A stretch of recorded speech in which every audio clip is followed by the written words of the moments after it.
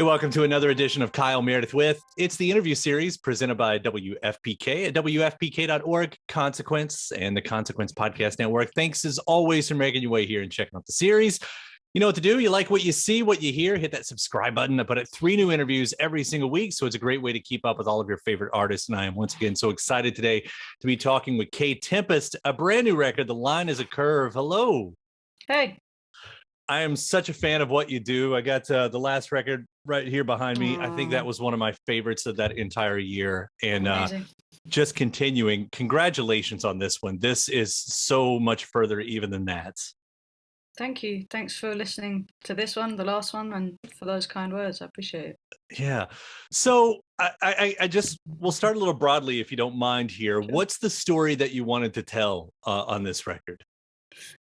Well, it's funny, like when I'm starting to make a record, I'm just following. We get started. I have nothing written down on the paper. I go to Dan Carey's studio and it's a blank slate, and we just follow the ideas. Usually for a few days, we're just finding out what it is that we're feeling. Like, you know, it just starts happening, and then there comes a point within the process when we've generated a bunch of demos where it's like, okay, I understand the shape that this is taking, and then usually around that time, like some time goes past, I start to get a title, and then at that point I kind of slip more into the driving seat. I take the reins. I ask the ideas to follow me rather than I'm following him. So it's like it's a mixture of me knowing what I wanted from it and also me asking what it wanted from me. So I mean, it might sound a little esoteric to put it like that, but that's just kind of how I experience it. So this record for me is about resilience and acceptance and surrender and love and struggle. But, you know, at the beginning of the process, I didn't know where it was going to go. This is just where it ended up. Yeah. You talk about a lot of the characters in these songs being under certain amounts of pressure and finding the obstacles to go along with that. As you write in that way through characters, I imagine, though, you're in those characters. What's the parallel there? Because the problems they're facing, are they the problems that you were facing? Yeah. Yeah, for sure.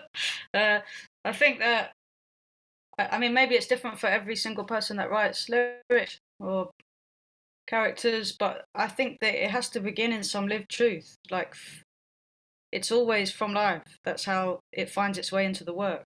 Otherwise, it begins in some real need for understanding or processing, or there's just some part of you that needs to work this thing out, or it's like an older self or higher self, somebody else coming into your head and saying, it's all right, I'm going to help you work this out. This is what's going on. So yeah, it's always from my life, what I make. Yeah. What's kind of interesting the way you do put it in these characters. Like I was looking at the person in No Prizes because, you know, there's a journey even this character goes on, and I don't know if I'm understanding it right, but it almost feels like the musician who never made it, which isn't your path at this time. You seem to be the one who does make it. So what happened there? Why do you think that character took that journey, whereas that's not your story? Yeah, I understand. So No Prizes for me, it was a really amazing process. So Lianna Havas, who sings the chorus, she came into the studio. She's a friend, and she came down, and we didn't know what we were going to make. She just came down. I had some lyrics that I'd written, but they weren't the lyrics that I was happy with. It was just some stuff I was writing that day, and she started to sing, and it was really cool because me working with a vocalist who works with melody, she was just like riffing on melody. She's like, maybe it's a 2-syllable da da da, maybe it's like da da da da, like maybe that's the word I want to say. So I'm like, oh, it's so cool. It's like a kind of liberating experience to be led by melody. You're not the words aren't leading the way.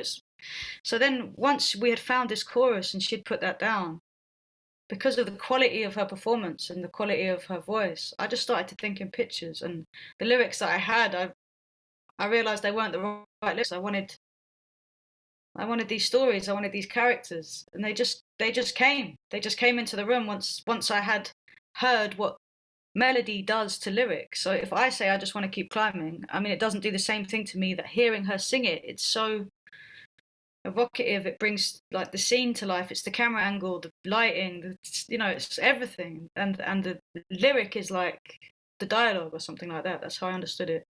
And then the characters, they're three people I know and love, people that I had just been hanging with like that week. That people, when I'm with my friends, it impacts upon me how they're doing. I feel them very strongly, and if I spend time with somebody, I carry it around. Like, I think about it afterwards. How are they? Like, what happened when they said that? What did they mean? Are they, like, I have this really busy brain, and um, so it's just a way of me kind of, I don't know, like showing love to the people that I love, but also just reflecting on experiences that I've had when I've listened to what people tell me about how they feel. It's like that's how I understand.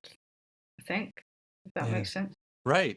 Right. Well, it's also interesting the way it all plays together. I mean, Chris, you have Lianna there, and bringing more of the hook and sometimes background, but then you've got Grian from Fontaines, DC, in here, and when he steps up, this is like another character to me, to the point where it takes it from being, I don't know, do you see it this way? Like in moments like that, it's not your album, your solo album. It almost feels like a play at that point. Cool. That's so cool.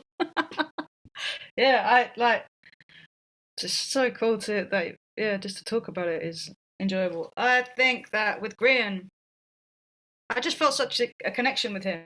He's a real poet for me. Like, this guy's a true poet, and he's incredible on stage. He's an incredible performer. It's like he just opens his heart and he just lets everybody in the room like into his raw essence. It's like there's no filter, as they say. And there's something about him that I find completely captivating. And when he was up, he'd worked with Dan Carey before, so we had met each other a few times and we've hung out, and I dreamed of him, and then he was like, yeah, cool, I'm up for it, and he came down and he told his poem. It wasn't quite as rigorously constructed as it would have been if it had been a play. It wasn't quite like that. It's not like I was conceiving characters and kind of bringing them on and taking them off and having this master plan. It was so much more intuitive, and this process for me is actually really musical, like much less kind of narrative led or like, yeah, like tightly focused when I'm creating something for the stage or fiction or some story that has to be really tight and the world has to be really complete. With this, it was just like, to be honest, it was like, this would be cool, and it was.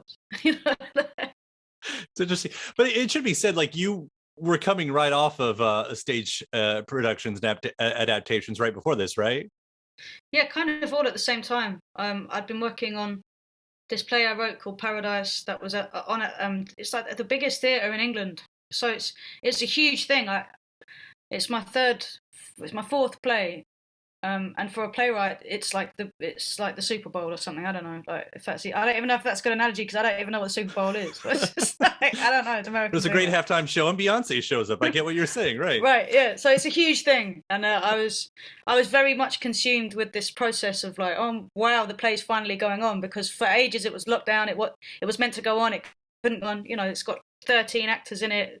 Suddenly there's all this COVID stuff that means, can you cut the cast down by half? And so the studio was like, I suppose it was like a response to some of the pressures of that situation. Although I didn't find that pressuring really.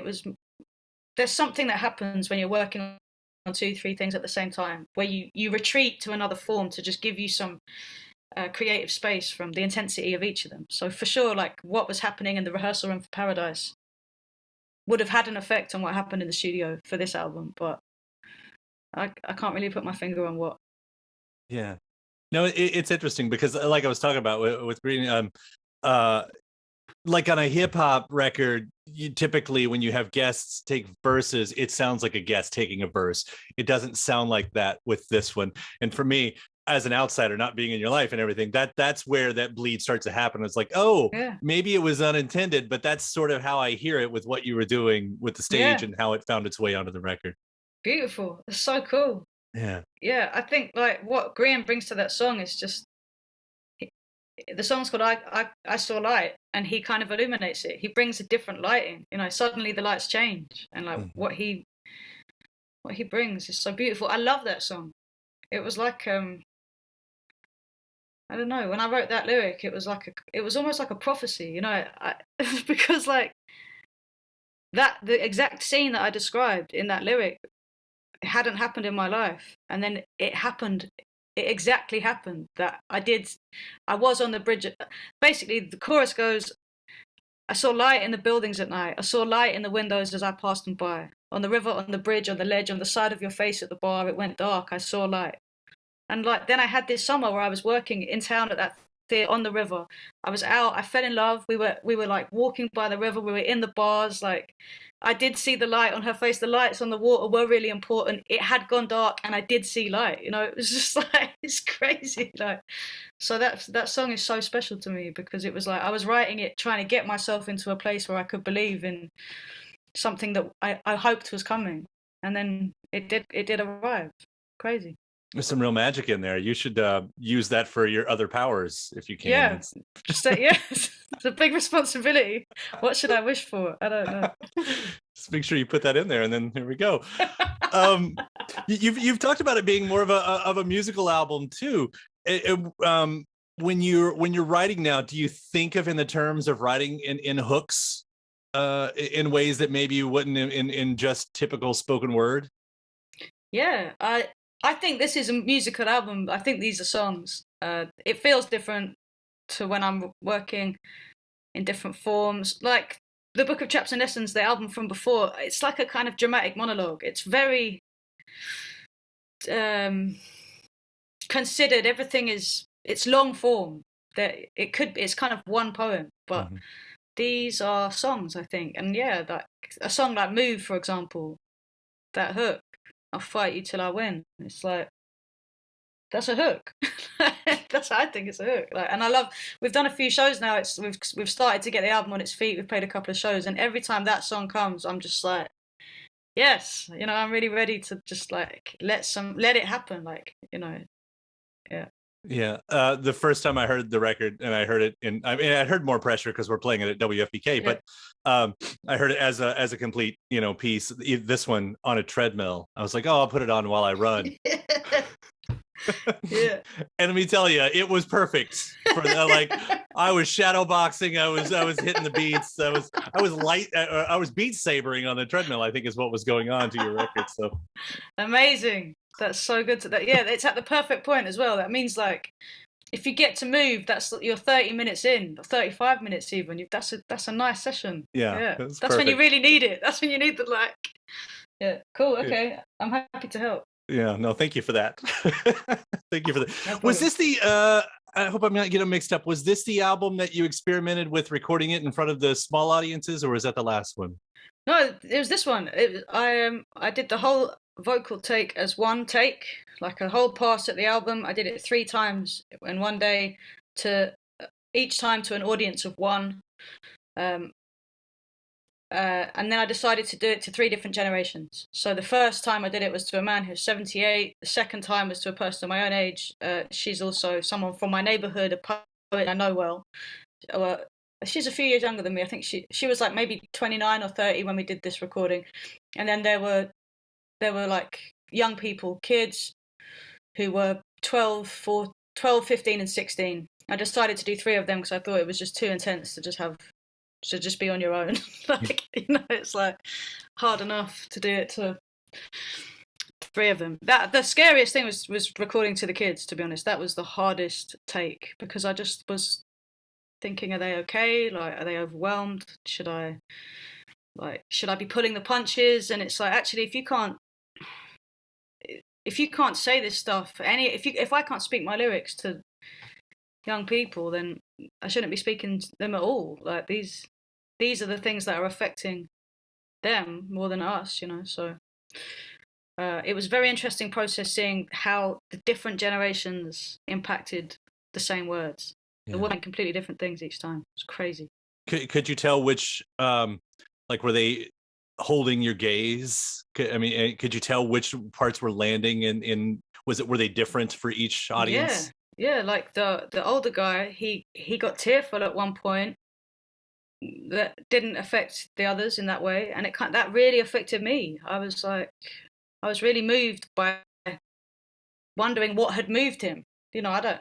He's an incredible guy, but I don't know him, so I don't know his life. I heard some things about his story, but obviously I just started thinking like, wow, I wonder what's resonated, and then with the with, with the person I knew, with my friend, it was just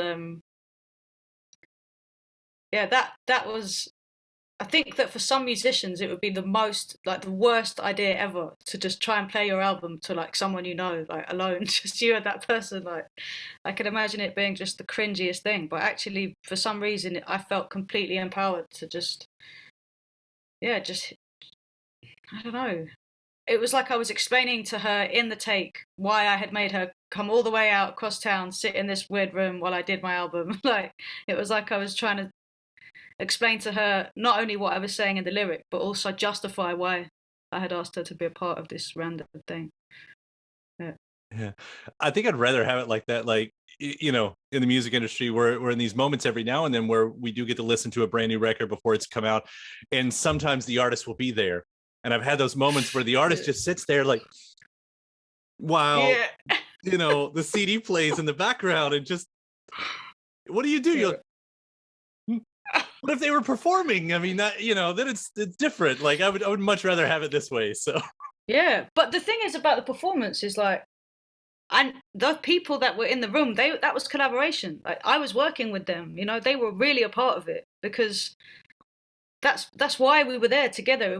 Like that's what makes the album what it is, that it's really happening. That is, I'm really going through the album in real time as you are as you listen to it. Like there's this kind of endurance thing that's happening, but also it's real communication. So that thing about listening, like putting an album on and having an artist in the room listening and like studying how people respond, and if somebody, you know, looks at the wall in a certain point, then they drop that song off the record. I've heard about all those kinds of things before. My friend was like, "Is that what it's going to be? Is this going to be like that?" I was like, "No, no, no, no, no. Like, I can't explain what it is because I don't know what it is because we haven't done it yet. But it won't be that, you know." yeah. And what an unfair situation, by the way. Like looking at the wall, like I just don't want to look at you while I'm listening. You know, I that's all know, that was. You I know, know, I know.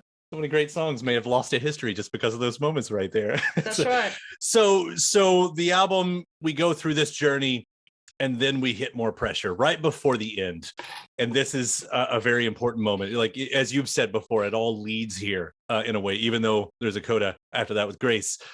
But at what point did you, like, for the album to arrive at that point, at what point did that song come in the writing process? Yeah, that's a really good question. I don't know. Like it was like the writing process interlaps with this the whole last 2 years, and so time just has completely disappeared from my understanding. I've got no grasp on how any of that time worked. I can't really tell you. I feel like we wrote it kind of halfway into the process. I feel like we had written more pressure before we'd written These Are the Days or Grace or Water in the Rain. But to be honest, I don't know. It's But then at so some weird. point you realize that this is going to be the moment on the record.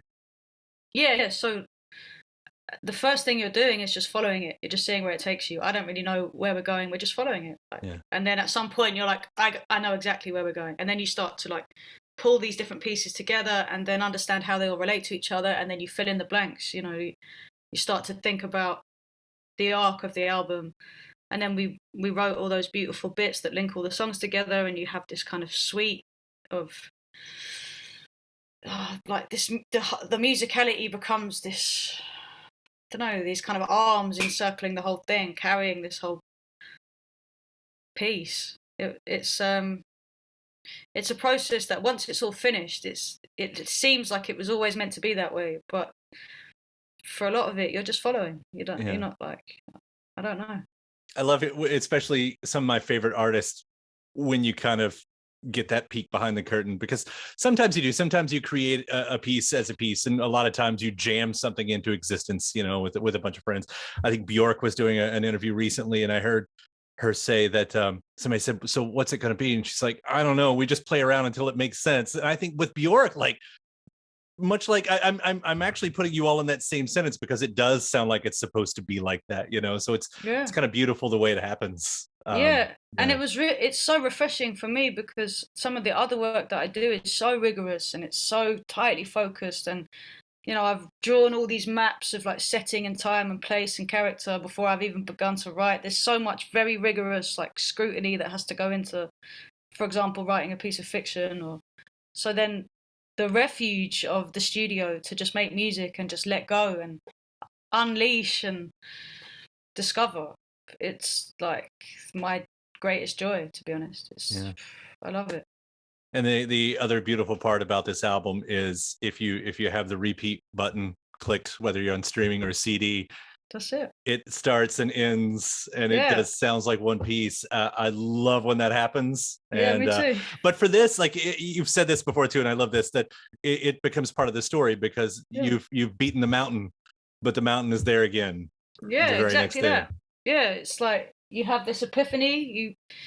You know, it starts water in the rain, then move, then more pressure, then grace. It's like you get this epiphany moment of understanding or clarity, but then you wake up in the morning, you got to do it all over again. It's not like you just have one epiphany and that's you set for life. Like it's actually what you do with it, you know, and it's about behavior, and it's about having the courage to keep going. Like, you know, it's not like you just so we get to this moment of grace, but then the album keeps playing and you end up back at priority boredom, back where we began, you know. Well, do it all over again. Yeah, as a fan, I say thank you for putting as much love into this album with thoughtful moments like that as you do, because it really makes this fun for us too. Great, thank you for listening. That's really cool. Yeah. So I started with a broad question. I'll end with one too. You do the plays and the books and the albums. What's next? I mean, here's this record. It's, you know, we've got this one about to come out. What happens next? Yeah, so I'll be touring this album for, you know, it's like 18 months, a touring cycle of an album, which means that it will become many things. It will become like a performance. It will start to live, which is really exciting. And then I've almost finished a book of poems, new poems. They're like very formal, really rigid structures. I've just been buzzing off like structure, basically pushing against structure. And then I have a play that I'm thinking about, but I haven't even started yet. Things are at different stages. I have a novel that it's due in November. So, you know, lots and lots of ideas. Music, I'm a few songs into something that might be something one day, but I don't know when. It's like I have work that is happening that will take about 5 years. You know, that's how it works. So I've refilled the reservoir over the lockdown, and now I'm just, you know, fishing. That's what it's like. A perfect sentiment there to wrap this up. Kae, thank you so much for doing what you do. The Line is a Curve. Such a fantastic record. I love it so much. Thank you. It was a pleasure to talk to you. You too as well. Goodbye. We'll see you around. Yeah. Bye. All right. Bye.